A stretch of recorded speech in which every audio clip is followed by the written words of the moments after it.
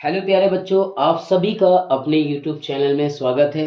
आज के इस वीडियो में हम बहुत दमदार चैप्टर रासायनिक अभिक्रिया एवं समीकरण को पढ़ने वाले हैं।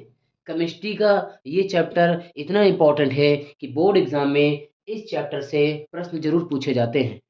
तो अगर आपको फेयर बनानी है तो आप कॉपी और पेन लेके बैठ जाए और मेरे साथ जैसे जैसे मैं समझाता जाऊं आप वैसे वैसे उतारते जाएं। जिन बच्चों को ये प्रश्न याद हो वो मेरे साथ रिवीजन कर सकते हैं और जिनको याद नहीं है वो कॉपी में उतार सकते हैं। मैं इस चैप्टर को इतने अच्छे से क्लियर कर दूंगा कि आपको इसके बाद पढ़ने की ज़रूरत नहीं है और आप इस चैप्टर को इतने कॉन्फिडेंस से पढ़िएगा कि अब तो मुझे ये याद है, अब मुझे ये चैप्टर पढ़ना ही नहीं है, अब पढ़ना है तो दूसरा चैप्टर पढ़ना है। तो इस तरीके से पढ़ाई करिए कि ये चैप्टर आपको दोबारा पढ़ना ना पड़े। तो आइए वीडियो स्टार्ट करते हैं। पहले चैप्टर की पहली हेडिंग रासायनिक अभिक्रिया। ये हेडिंग इतनी ज़बरदस्त है कि मैं आपको क्लियर कर दूंगा, बस आप वीडियो जरूर पूरा देखें। देखिए, रासायनिक अभिक्रिया होती क्या है। सबसे पहले मैं आपको समझा दे रहा हूँ। रासायनिक अभिक्रिया क्या है? एक ऐसी प्रक्रिया जिसमें एक या एक से अधिक यानी एक या एक से अधिक पदार्थ अभिकारक परस्पर क्रिया करके नए पदार्थ बनाते हैं। क्या बनाते हैं? नए पदार्थ बनाते हैं। यानी आप समझ लीजिए दो चीजें मिलकर के एक नया पदार्थ बनाएंगे, उसे हम रासायनिक अभिक्रिया कहते हैं। जैसे अब मैं जो टी शर्ट पहने हूँ इसे मैं जला दूं तो जलाने के बाद आपको पता है क्या प्राप्त होगी? राख प्राप्त होगी। तो तीसरी चीज बनी कि नहीं बनी?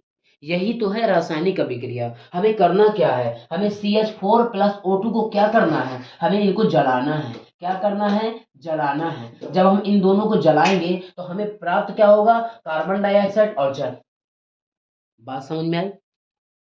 कार्बन डाइऑक्साइड और जल प्राप्त होगा। कब प्राप्त होगा? जब हम इसे जला देंगे। तो ये चीज क्लियर हुई कि नहीं हुई? तो आप समझ लो कि पदार्थ जो हम क्रिया करा रहे हैं उसे अभिकारक कहते हैं। क्या कहते हैं? अभिकारक कहते हैं। और जो प्राप्त हो रहा है उसे उत्पाद कहते हैं। ये बात और क्लियर हुई कि नहीं हुई? बताइए। आपको उम्मीद है कि हम बहुत अच्छे से समझा पा रहे होंगे। तो आप कमेंट में जरूर बताएं कि आपको ये हेडिंग समझ में आई कि नहीं। दूसरी हेडिंग हम आपको इसके बाद समझाने वाले हैं, जब तक आप कॉपी में जल्दी से उतार लें। देखिए दूसरी हेडिंग देखिए। दूसरी हेडिंग देखिए, रासायनिक समीकरण। क्या है रासायनिक समीकरण? सुनिएगा और समझिएगा। मैं आपको क्लियर कर दूंगा, आप टेंशन न लीजिए। किसी रासायनिक अभिक्रिया में, ठीक है, किसी रासायनिक अभिक्रिया अभिक्रिया का उसमें, किसमें? उसमें भाग लेने वाले पदार्थों, कोष्ठक में अभिकारक एवं उत्पाद,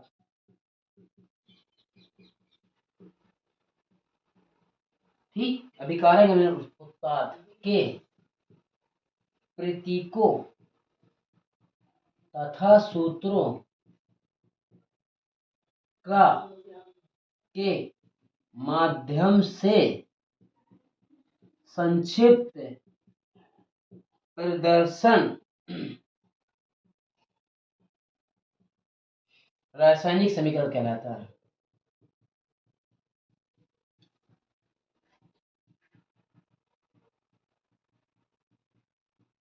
भाई मैं आपके साथ मेहनत कर रहा हूँ, तो आप लोगों से मुझे उम्मीद है कि आप केवल वीडियो को लाइक कर दें और धड़ा इसे शेयर कर दें, ताकि आप उन दोस्तों की आपकी हेल्प हो सके जो बोर्ड एग्ज़ाम 2026 देने वाले हैं। तो उनको भी आपसे आशा होगी कि आप उनकी थोड़ी हेल्प कर सकें, तो आप इस माध्यम से हेल्प कर सकते हैं। ठीक है, तो आप अगर नए हैं तो चैनल को सब्सक्राइब ज़रूर करिएगा और ये वीडियो को शेयर करिए ताकि दूसरे की भी हेल्प हो सके। तो देखिए, ये रासायनिक अभिक्रिया जो मैंने समझा चुका हूँ, रासायनिक समीकरण सेम उसके जैसा है, बस थोड़ा सा डिफरेंट है, उसे आप समझ लीजिए।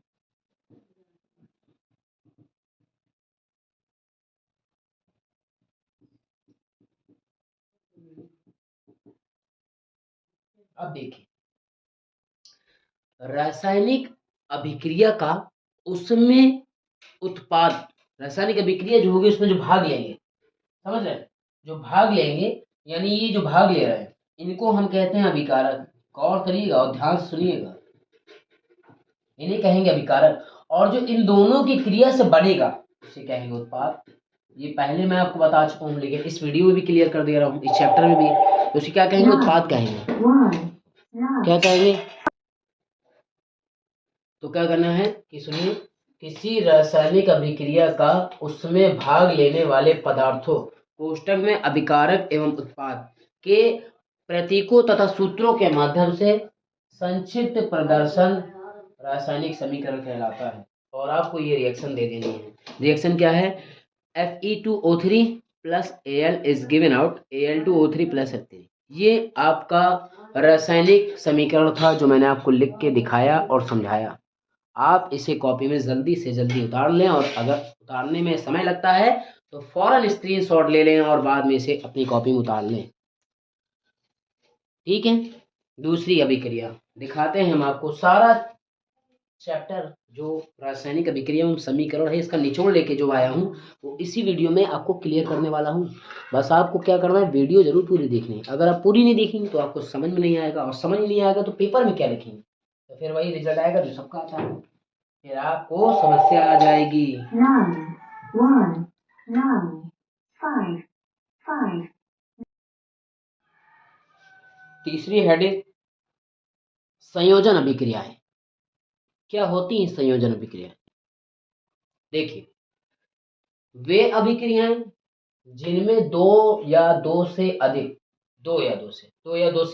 क्या क्या तत्व और यौगिक, दो या दो से अधिक वे अभिक्रिया, मतलब उन अभिक्रियाओं में जिनमें दो या दो से अधिक यौगिक वियोजित होकर अभिक्रिया के पश्चात, यानी अलग होकर, वियोजित यानी अलग होकर एक ही यौगिक बनाते हैं। पश्चात क्या करेंगे? एक ही यौगिक बनाएंगे, दो नहीं बनाएंगे, एक बनाएंगे। मिलेंगे दो, बनेगा एक, वही हमारा संयोजन अभिक्रिया कहलाता है। समझ में आ रहा है? यानी दो तत्व या यौगिक आपस में क्रिया करेंगे और एक तत्व या यौगिक बनाएंगे, उसको हम संयोजन अभिक्रिया कहेंगे। और आप रिएक्शन दे दीजिएगा 2Mg प्लस O2। Mg का मतलब होता है मैग्नीशियम। अगर आपको लिखना हो तो लिख लीजिए, ये मैग्नीशियम है, ठीक है। और ये क्या है? O2, ये ऑक्सीजन। क्या है? ऑक्सीजन। अब ये दोनों मैग्नीशियम और ऑक्सीजन अगर क्रिया करते हैं तो क्या बनता है? Magnesium oxide. क्या बनता है? Magnesium oxide. समझ में आ रहा है? तो विस्थापन अभिक्रिया क्या है, अब इसे हम पढ़ते हैं। बहुत ध्यान से देखिए, कोई दिक्कत नहीं, आपको पूरी वीडियो देखना है और आपके सारी इंपॉर्टेंट चीजें इसी वीडियो में समझाएंगे हम आपको, ताकि आपको इस वीडियो के बाद रासायनिक अभिक्रिया एवं समीकरण पढ़ने की जरूरत ही ना पड़े। इस तरीके से आप इनको कॉपी में लिखिएगा और याद करके रख लीजिएगा। जिनमें एक अधिक क्या, एक अधिक सक्रिय सक्रिय तत्व, कम सक्रिय तत्व, ये याद रखिएगा। एक अधिक होगा और एक कम होगा, को क्या करेंगे? उसकी यौगिक से विस्थापित करता है।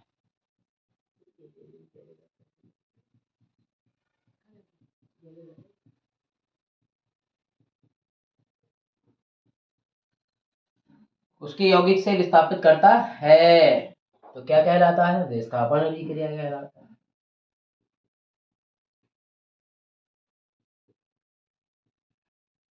ठीक। देखिए, इसमें भी आपको एक रिएक्शन देनी पड़ेगी जिसका नाम है जेडन। जेडन को हिंदी में कहते हैं जिंक, और प्लस CuSO4 को इसका नाम है कॉपर सल्फेट। ये दोनों आपस में क्रिया करेंगे तो ZnSO4 क्रिया होगा, यानी ये इससे क्रिया कराएगा तो ZnSO4 बचा क्या? CO लास्ट में लिख दो। ये लो, इसका नाम है कॉपर। अब इसका नाम चेंज हो गया, जिंक सल्फेट हो गया। ठीक, एक बार और समझ लेते हैं, फिर आगे हम चलते हैं। देखिए, आपको करना क्या है, आपको बहुत ध्यान समझना है, उसके बाद कॉपी में लिखना है, उसके बाद आपको याद करना है। देखिए कैसे? वे अभिक्रियाएं जिनमें एक अधिक कम तत्व, एक अधिक सक्रिय तत्व, एक अधिक सक्रिय तत्व, कम सक्रिय तत्व, अधिक सक्रिय तत्व, कम सक्रिय तत्व, अधिक सक्रिय तत्व, कम सक्रिय तत्व क्या करेगा, उसकी यौगिक से विस्थापित कर देगा। यानी इन दोनों का जो यौगिक होगा उसे क्या करेगा, अलग कर देगा। और अलग करने की, विस्थापित करने की जो क्रिया होगी विस्थापन अभिक्रिया कहलाएगी। कुछ दिमाग में बैठा? ठीक, बैठा। तो कमेंट तो किसी ने नहीं किया, ये तो बहुत गलत बात है भाई। लाइक भी कोई नहीं कर रहा है। कोई बात नहीं, आगे देखिए। अगर आपको ये समझ में आ जाए वीडियो तो आखिरी में ज़रूर लाइक कर दीजिएगा, कमेंट एक प्यारा सा दे दीजिएगा। विस्थापन अभिक्रिया क्या है? वे अभिक्रियाएं जिनमें एक अधिक सक्रिय तत्व कम सक्रिय तत्व को उसकी यौगिक से विस्थापित कर देता है, विस्थापन अभिक्रिया कहलाता है। ठीक है, दूसरी हेडिंग देखिए। महत्वपूर्ण अभिक्रिया उदासीनीकरण अभिक्रिया। इसे समझना है हमें, क्योंकि यही है, जितनी भी समझाइए वो भी पेपर में आएंगी और ये मोस्ट इम्पॉर्टेंट है। ये इसका आना बहुत ज़रूरी है, क्योंकि 2025 के एग्ज़ाम में से पूछा ना था, लेकिन नहीं पूछा गया। 2026 बोर्ड एग्जाम में ज़रूर आएगी। प्रश्न आएगा उदासीनीकरण अभिक्रिया क्या है, उसका एक उदाहरण दीजिए। तो आप डरिएगा नहीं, इसे याद कर लीजिए, वहाँ लिख दीजिएगा, आपको पूरे नंबर मिलेंगे। लिखना कैसे है इसे ध्यान से देखें। सबसे पहले आपने करना है उदासीनीकरण अभिक्रिया, ब्लैक पेन से डालना है। उसके बाद ब्लैक पेन से डालने के बाद ब्लू पेन से लिखना है कि वे अभिक्रिया, कौन सी अभिक्रिया? वे अभिक्रिया जिनमें अम्ल क्या करेंगे, अम्ल क्रिया करेंगे क्षारों के साथ। क्या करेंगे? अम्ल क्रिया करेंगे क्षारों के साथ। ये दूसरे चैप्टर में अम्ल और क्षार मैं अगली वीडियो में आपको समझाऊंगा। तो आप प्यारा सा कमेंट देंगे, तभी आपके लिए फौरन अगली वीडियो तैयार रखी है और आप उसे देखेंगे और उस क्वेश्चनों को भी अपनी कॉपी में उतार के बोर्ड एग्जाम 2026 के लिए याद कर लेंगे। तो ये क्या है? ये अम्ल है, किससे क्रिया करेगा? क्षार से। जब क्षार से क्रिया करेगा तो दो चीजें बनाएगा, एक का नाम है लवण और दूसरे का नाम है जल। लवण और जल बन जाएंगे तो हमें उदासीनीकरण अभिक्रिया प्राप्त हो जाएगी। तो अब रिएक्शन देना है। रिएक्शन कैसे? NaOH, NaOH यानी सोडियम हाइड्रोक्साइड, इसका नाम है। HCl यानी हाइड्रोक्लोरिक अम्ल। ये दोनों आपस में क्रिया करेंगे। कैसे? Na की क्रिया Cl से कराएंगे, तो यहाँ लिख दिया जाएगा NaCl यानी सोडियम क्लोराइड प्लस बचा H और OH। HOH मिलके बनाते हैं जल, इसको जल कहा जाता है। उम्मीद है कि आपको हमारी भाषा समझ में आ रही होगी और आपको ये हेडिंग भी समझ में आई होगी। हम आपके लिए मेहनत कर रहे हैं, तो हमें आपसे आशा है कि आप हमें वीडियो में लाइक करते जाएं और कमेंट करते जाएं और वीडियो शेयर करना तो बिल्कुल ना भूलिएगा, क्योंकि दूसरी की मदद करना बहुत अच्छा काम होता है। तो अपने फ्रेंडों को वीडियो शेयर करें, वो भी देखेंगे और इस तरीके से उनकी भी मदद हो जाएगी। दूसरी हेडिंग है रेडॉक्स अभिक्रिया। इसे हमें समझना है कैसे, देखिए। लिखना है वे अभिक्रियाएं, अच्छा वे पदार्थ दिया, ठीक है, वे अभिक्रियाएं लिखो। वे अभिक्रियाएं, इसे समझो। वे अभिक्रिया जिनमें एक पदार्थ, क्या? एक पदार्थ ऑक्सीकृत, ऑक्सीकृत तथा अन्य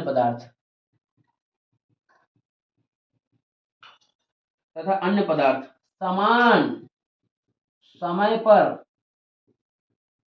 अपचयित अपचयित होता है,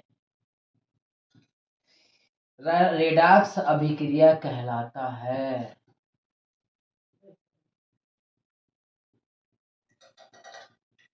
समझिए और ध्यान से समझिए। देखिए, वे अभिक्रियाएं, कौन सी अभिक्रियाएं? वे अभिक्रियाएं जिनमें एक पदार्थ ऑक्सीकृत तथा अन्य पदार्थ समान समय पे, यानी एक पदार्थ ऑक्सीकृत फौरन हो जाएगा, जो अन्य पदार्थ होंगे वो क्या कहेंगे? समान समय पे, मतलब उनका एक समय होगा अपचयित होने का। उनका जो समय होगा अपचयित होने का, उसी अभिक्रिया को रेडॉक्स अभिक्रिया कहा जाता है। समझ में आ रहा है कि नहीं? हाँ, तो ध्यान से समझे ना, क्यों नहीं समझ में आएगा? ध्यान समझिएगा, समझ में आएगा। देखिए, वे अभिक्रियाएं जिनमें एक पदार्थ ऑक्सीकृत तथा अन्य पदार्थ समान समय पे अपचयित होता है, रेडॉक्स अभिक्रिया कहलाता है। भले ही मेरे यूट्यूब चैनल में 2000 फॉलोअर्स या सब्सक्राइब नहीं हैं, लेकिन मैं मेहनत करना नहीं छोड़ूंगा। मैं आपको मंजिल तक पहुंचा के ही रहूंगा। आप बस सपोर्ट करते रहें, और सफलता उसी को मिलती है जो लगातार मेहनत करता रहता है। 2 दिन की मेहनत से महल नहीं खड़े होते, महलों को तैयार करने में भी समय लगता है। बात समझ में आई होगी। आगे देखिए, CuO+H2 की क्रिया कराई जा रही है। सबसे पहले आप H2 और O की क्रिया करा के यहाँ जल निकाल दें, बचा Cu तो यहाँ लिख दें। Cu का मतलब कॉपर है और जल का मतलब जल है। आप हिंदी में लिखना चाहें तो लिख लें, ये कॉपर का सूत्र है और ये जल का सूत्र है। पहले यहाँ रखा था हाइड्रोजन, जो कि बाद में जल बना के ले गया। Cu यानी कॉपर ऑक्साइड था, जो आपको CuO लिखा हुआ था। उम्मीद है कि आपको अभिक्रियाएं समझ में आ रही होंगी। हम आपसे आशा रखते हैं कि आप कॉपी में अच्छे से लिखें ताकि आपके अच्छे नंबर आएं, और हमें आपसे उम्मीद है कि आप वीडियो को लाइक ज़रूर करेंगे और शेयर करेंगे।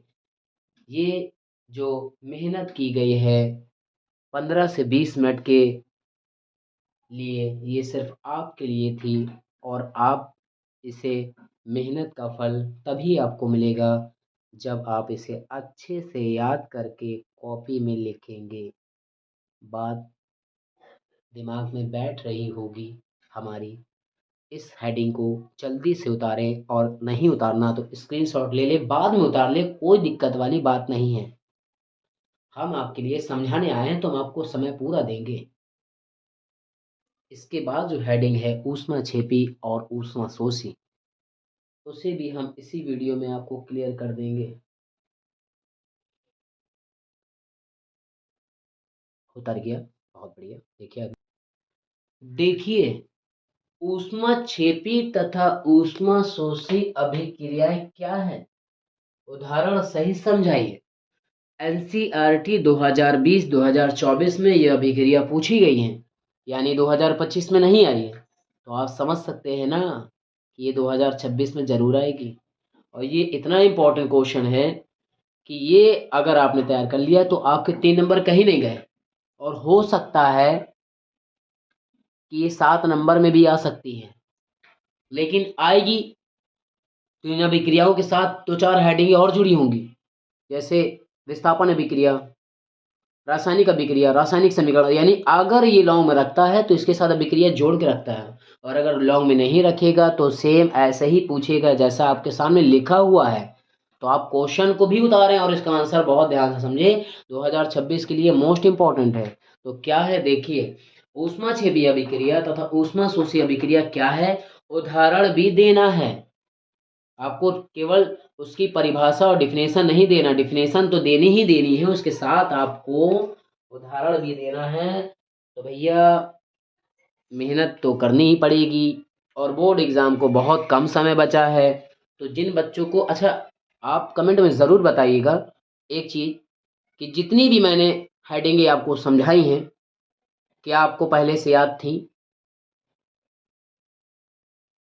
और अगर नहीं याद थी तो भी कमेंट में बताइएगा।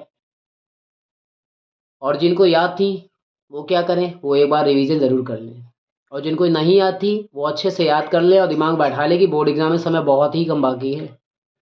और अब जो जनवरी आ रही है, इस जनवरी में आपको क्या करना है, सिर्फ रिवीजन करना है, कोर्स नहीं करना है। और 1 जनवरी से डेली आपको 9 बजे वीडियो अपने ही यूट्यूब चैनल में अपलोड मिलेगी। सभी सब्जेक्ट के महत्वपूर्ण क्वेश्चन हम लेके आएंगे, जिसमें महा मैराथन होगा, सभी सब्जेक्ट का निचोड़ होगा, और आपका जो डर है उसे निकाल दिया जाएगा। बोर्ड एग्जाम में जब आप बैठेंगे तो सिर्फ आपको सारा का सारा हल किया हुआ मिलेगा, लेकिन आपको पढ़ना पड़ेगा, तभी हल किया हुआ मिलता है, बिना पढ़े से कुछ नहीं मिलता। तो इसको देखते हैं हम, क्या है ऊष्माक्षेपी अभिक्रिया। वे अभिक्रिया जिनमें अभिक्रिया के दौरान क्या होगा? अभिक्रिया के दौरान क्या होगा? ऊष्मा उत्पन्न होती है। ठीक है, ऊष्मा उत्पन्न क्या करती है? ऊष्मा उत्पन्न होती है। अगर अभिक्रिया हो रही है और ऊष्मा उत्पन्न हो रही है तो उसे फटाक से हम ऊष्माक्षेपी अभिक्रिया कह देंगे। अभिक्रिया कहलाती है। ठीक है, अभिक्रिया कहलाती है। 0, 8, 2, 7, 4, 9, 9, 2.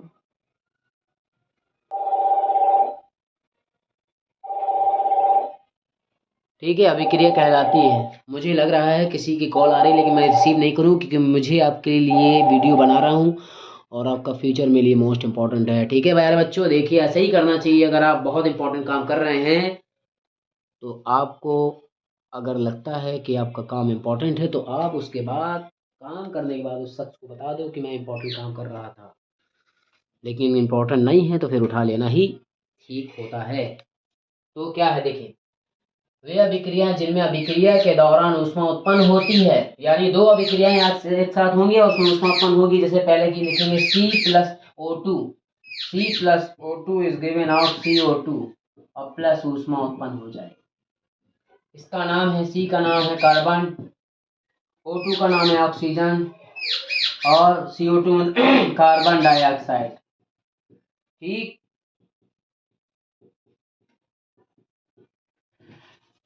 Carbon dioxide.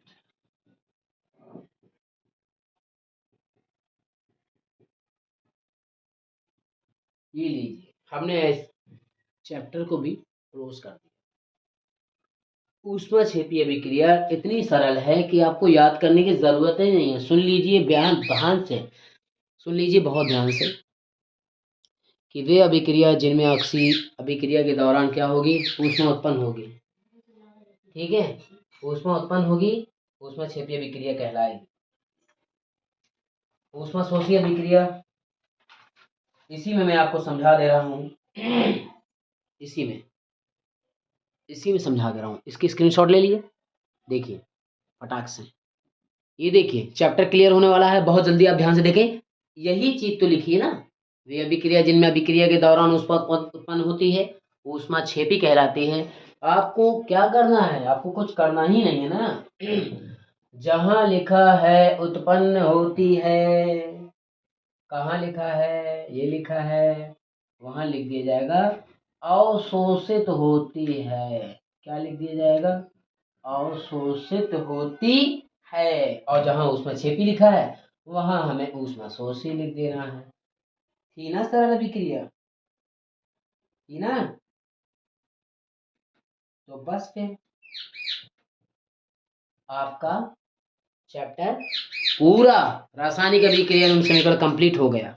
और एक प्यारी सी रिएक्शन देते रहे, C+H2O इज गिवन आउट, यानी एक और प्लस लगाए देंगे हम क्योंकि ये कह रहा है कि ऊष्मा अवशोषित होती है। ऊष्मा अवशोषित करो नहीं तो फिर दिक्कत आ जाएगी। इसका नाम है कार्बन डाइऑक्साइड, इसका नाम है हाइड्रोजन। ये मैं पहले भी आपको बता चुका हूँ। ये हाइड्रोजन है, ये कार्बन है और डाइऑक्साइड है, और ये कार्बन है और ये जल है। ठीक, अब बताइए कहाँ आपको प्रॉब्लम आई? पूरा चैप्टर पूरा 20 मिनट का रहा और उम्मीद है कि आपको हर चीज़ क्लियर की होगी मैंने। और आप बस वीडियो को लाइक करें और नए हैं तो चैनल को सब्सक्राइब करें। और अगर से इसमें 5 कमेंट केवल मिल गए मुझे तो अगली वीडियो साइंस की जिसका नाम है अम्ल एवं क्षारक, कल आपको ज़रूर मिल जाएगी। लेकिन प्लीज़ आपसे रिक्वेस्ट है कि आप इस वीडियो में 5-6 कमेंट ज़रूर करें और वीडियो को शेयर करें। मिलते हैं अगली वीडियो में, तब तक अपनी तैयारी करते रहें।